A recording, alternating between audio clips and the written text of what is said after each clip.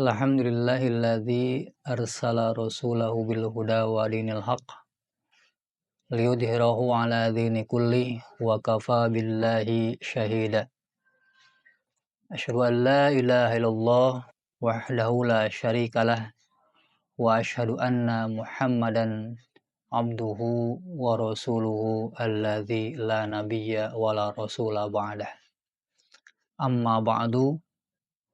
Qala Allah ta'ala fil Qur'anil Karim. A'udzu billahi minasyaitonir rajim.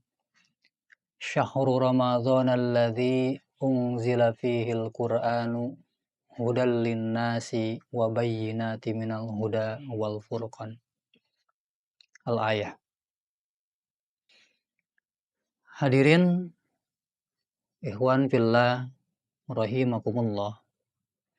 Puji dan syukur layak dan pantas kita panjatkan kehadirat Allah Subhanahu wa Ta'ala, yang mana terkhusus pada kesempatan ini, pada saat ini kita berada di momen Syahrul Ramadan, bulan Ramadan, yang mana diturunkannya awal Al-Quran, sebagaimana yang difirmankan oleh Allah Subhanahu wa Ta'ala dalam surat Al-Baqarah ayat 185 yang dibacakan di permulaan, Syahrul Ramadhana, bulan Ramadan, alladzi unzila fihil Qur'an, yang mana diturunkannya Al-Qur'an, hudal linnas,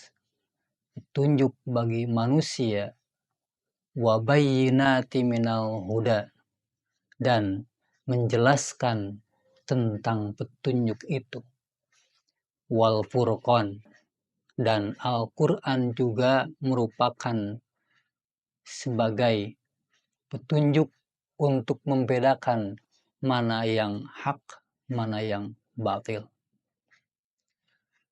Ikhwan fillah rahimakumullah. Al-Hafidh Imam Ibnu Katsir di dalam kitab tafsirnya Tafsir Al-Quranul Azim, beliau mengomentari tentang ayat ini bahwa Allah Subhanahu wa Ta'ala mengistimewakan bulan Ramadan karena di bulan ini diturunkannya Al-Quran.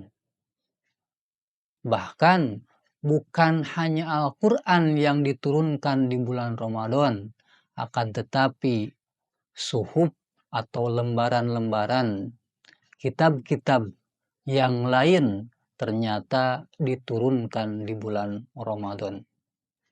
Sebagaimana di salah satu keterangan dalam sebuah hadis, Rasulullah Shallallahu Alaihi Wasallam bersabda, "Unzilatis suhuf Ibrahima fi awali lailatin min Ramadan." Diturunkan lembaran-lembaran atau suhuf kepada Nabi Ibrahim alaihissalam di awal malam Ramadan. Wa anzala fit Taurat lisittin madina min Ramadan, dan diturunkannya kitab Taurat pada tanggal 6 Ramadan. Wal Injil li thalatha asyrota khalat min Ramadan, dan kitab Injil diturunkan pada tanggal 13 Ramadan. Wa anzalallahu al-Qur'anu li arba'in wa ishrina khalat min Ramadan.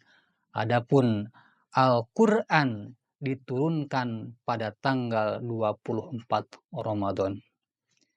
Dan di dalam riwayat yang lain, dalam hadis dari Jabir bin Abdullah radhiyallahu an, di dalamnya disebutkan bahwa sannya Zabur diturunkan pada 12 Ramadan dan Injil pada 10 bulan Ramadan. Hadirin ikhwan fillah rahimakumullah. Adapun suhuf atau lembaran-lembaran Taurat, Zabur, dan Injil maka diturunkan oleh Allah Subhanahu wa Ta'ala secara spontan kepada nabi yang menerimanya. Sedangkan Al-Quran ternyata diturunkannya di Baitul Izzah yang berada di langit bumi. Hal itu terjadi tentunya di bulan Ramadan. Sebagaimana yang difirmankan oleh Allah Subhanahu wa Ta'ala dalam surat Al-Qadar. Allah Subhanahu wa Ta'ala berfirman, "Inna anzalnahu fi lailatul qadr." Ingat, jangan kita lupa, sesungguhnya anzalnahu, kami menurunkan Al-Quran fi lailatul qadr, di malam qadar atau lailatul qadar. Dan di dalam ayat yang lain Allah berfirman, "Inna anzalnahu fi lailatin mubarakatin." Sesungguhnya kami telah menurunkan Al-Quran di malam yang diberkahi. Hadirin ikhwan fillah rahimakumullah. Dengan adanya keterangan ini, bahwa jelas Al-Quran merupakan mukjizat bagi Nabi kita Nabi Muhammad SAW, yang mana diturunkannya di bulan yang terbaik dan di malam yang terbaik yang diberkahi oleh Allah Subhanahu wa Ta'ala. Al-Quran merupakan mukjizat Nabi Muhammad SAW yang paling agung dan akan terus nampak hingga akhir zaman. Tentunya keberkahannya akan senantiasa mengalir, akan selalu membimbing seorang yang beriman, membimbing menuju kepada kebahagiaan dan keselamatan di dunia dan di akhirat, tentunya dengan izin Allah Subhanahu wa Ta'ala. Hadirin ikhwan fillah rahimakumullah. Orang yang menjadikannya Al-Quran sebagai imam, maka tentunya akan selamat dengan izin Allah Subhanahu wa Ta'ala. Namun siapa yang tidak menghiraukannya, maksudnya menghiraukan Al-Quran, maka cepat atau lambat kebinasaan akan menghampirinya. Sebagaimana yang difirmankan oleh Allah Subhanahu wa Ta'ala dalam surat Al-Isra ayat 82, "Wa nunazzilu minal Qur'an," dan kami turunkan Al-Quran, "ma huwa syifaun," yang menjadi penawar, "wa rahmatun," dan menjadi rahmat, "lil mu'minin," bagi orang-orang yang beriman, "wala yaziduz zalimina illa khosaro." Sedangkan bagi orang-orang yang zolim hanya akan menambah kerugian. Hadirin ikhwan fillah rahimakumullah.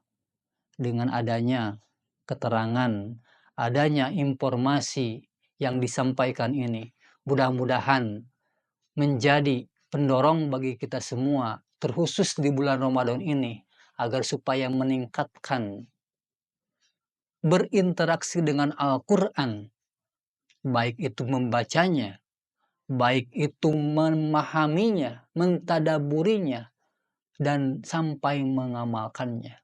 Tentunya apabila kita mengharapkan jadi manusia yang terbaik, khususnya di bulan Ramadan ini, maka kita harus senantiasa, harus terus-menerus, apalagi di akhir-akhir waktu-waktu bulan Ramadan ini, kita meningkatkan banyak berinteraksi dengan Al-Quran. Rasulullah SAW pernah bersabda, khairukum man ta'allamal Qur'ana wa 'allamahu.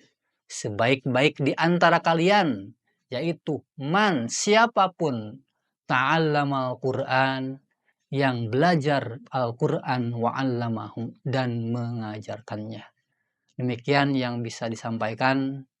Aqulu qauli hadza wa astaghfirullaha li wa lakum. Subhanakallahumma wa bihamdik asyhadu an la ilaha illa anta astaghfiruka wa atubu ilaik. Wassalamualaikum warahmatullahi wabarakatuh.